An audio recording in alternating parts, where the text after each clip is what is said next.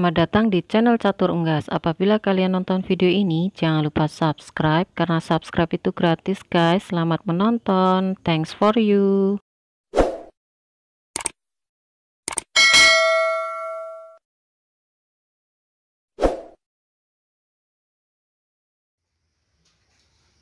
Bismillahirrahmanirrahim. Assalamualaikum warahmatullahi wabarakatuh. Welcome back to my channel. Jumpa lagi di Catur Unggas channel. Salam sejahtera untuk teman-teman semua. Salam ternak, salam sukses.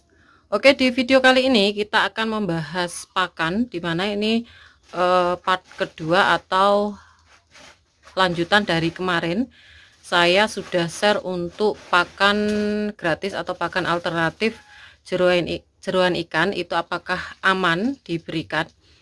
Nah, di sini akan saya klopkan dengan fermentasi, karena sesuai dengan komentar dari teman kita, untuk jeroan ikan ini proteinnya kurang mencukupi kalau untuk diberikan ke entok ya. Jadi di sini akan saya ceritakan untuk pengalaman teman kita, dan sekalian kita akan jawab gimana untuk memberikan jeroan ikan ini ke entok supaya proteinnya itu tetap aman dikonsumsi dan istilahnya kandungannya tidak akan berubah. Nah, ini berhubungan dengan pakan fermentasi ya teman-teman. Oke, seperti apa untuk penjelasan kali ini? Jangan di skip, ikuti terus di Catur Unggas channel.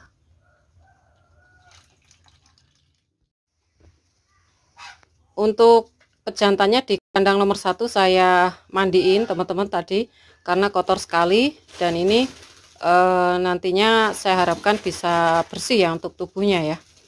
Nah, ini untuk pejantan yang paling tua di kandang Catur Unggas ya.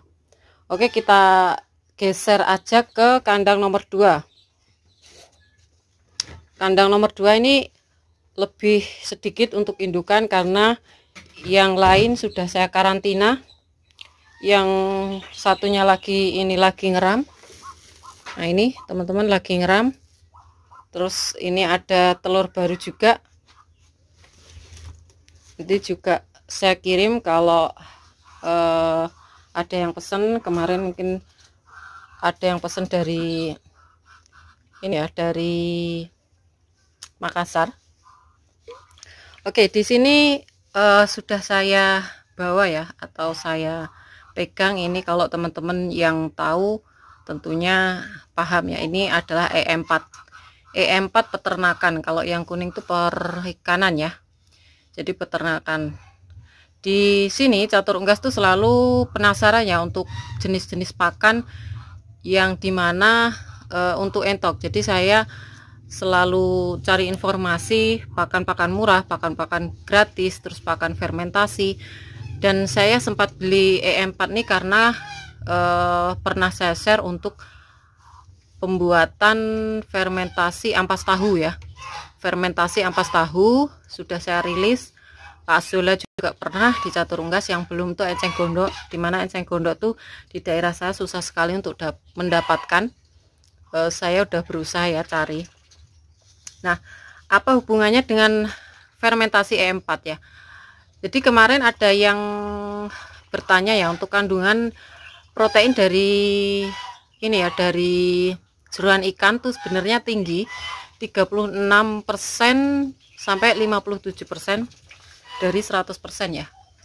Dan itu saya pelajari, memang saya pelajari, yang saya tahu tuh kandungan ikan tuh yang dibuat untuk konsentrat pur itu sebenarnya ada kandungan dari ikan laut itu ya.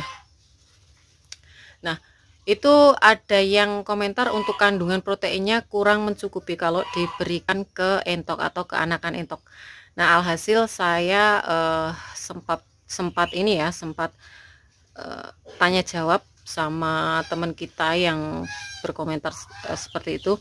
Ternyata beliau mendapatkan setiap hari itu mendapatkan 100 kilo jeroan ikan ya, lumayan ya, 100 kilo jeroan ikan. Dan itu dimasak. Memang yang lebih bagus tuh direbus terus dibuang untuk kotorannya, karena takutnya kalau di laut tuh makan bahan-bahan merkuri ya, merkuri atau racun, dimana kekebalan untuk ikan tuh banyak, yang memang ada yang mati, ada yang kebal gitu ya. Jadi kalau saya sarankan tuh direbus, dibuang untuk kotorannya. Nah, itu ceritanya ya teman-teman. Di sini saya cerita dulu biar teman-teman yang lain lebih memahami, lebih tahu. Nah, itu diberikan ke anakan entok yang lumayan banyak, ratusan. Beliau mempunyai ratusan anakan entok, dimana untuk pakannya sendiri itu jeroan ikan dan dedak ya, jeroan ikan dan dedak. Oke, jeroan ikan itu direbus terus difermentasi. Jadi sama kawan kita difermentasi teman-teman, yang tentunya kalau untuk fermentasi itu biasanya pakai E4. Kalau E4 ada juga yang NASA probiotik ya, yang pasti probiotik.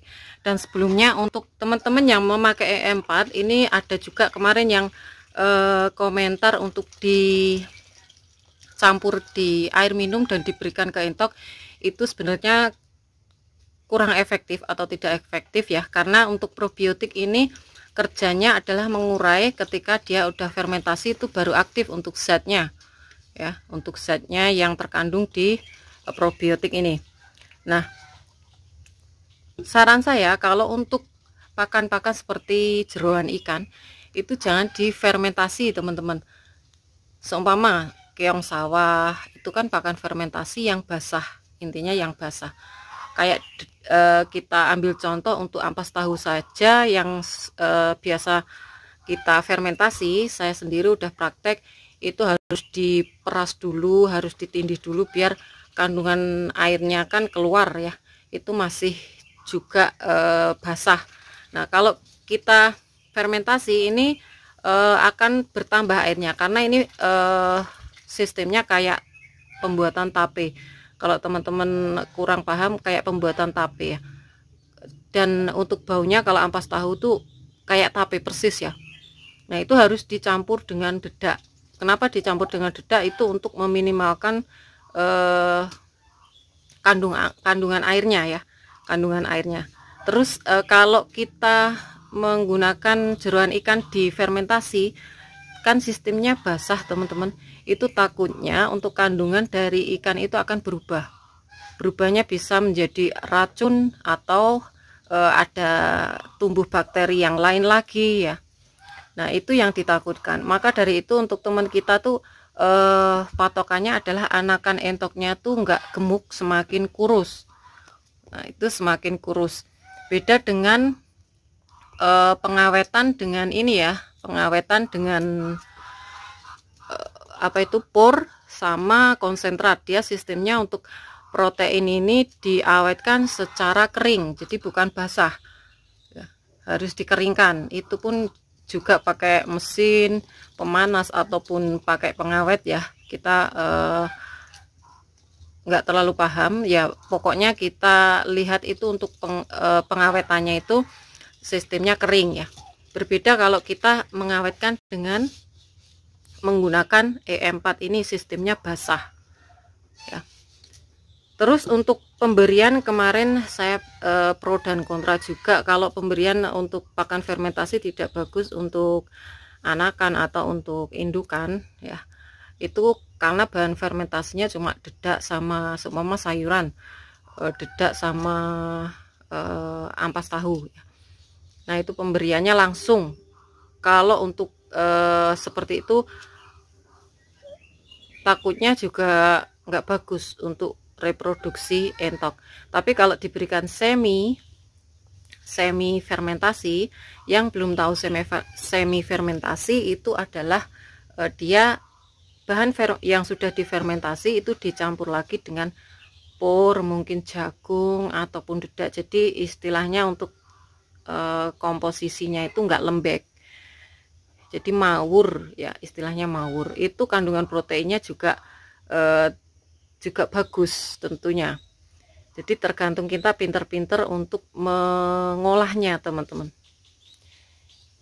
Tapi kalau untuk jeroan ikan jangan difermentasi menurut saya, takutnya nanti malah berubah menjadi zat yang jahat yang bisa membuat cacingan untuk entok kita ya, karena itu istilahnya daging ya, daging basah gitu, difermentasi takutnya nanti malah timbul bakteri lain.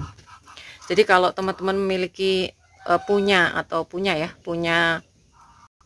pakan protein seperti jeroan ikan atau siput sawah, itu saya rekomendasikan ya 2 hari dipakai nggak apa-apa, asalkan direbus ya. Bisa kita taruh di pendingin, di kulkas, itu bisa juga nanti dicampurkan dengan pakan lain ya. Jadi kesimpulannya itu teman-teman, kemarin teman kita ya, tolong di share gimana baiknya ya kalau teman-teman memiliki pakan-pakan seperti itu. Harus tahu, jangankan untuk jeroan ya, untuk sayuran itu menurut saya jangan difermentasi. Kalau sayuran saya kalau gagang sawi itu ya, itu biasanya saya bisa pakai ini, juga pakai dedak, tapi 2 hari sudah harus habis, 2 hari sudah harus habis, jadi jangan terlalu lama.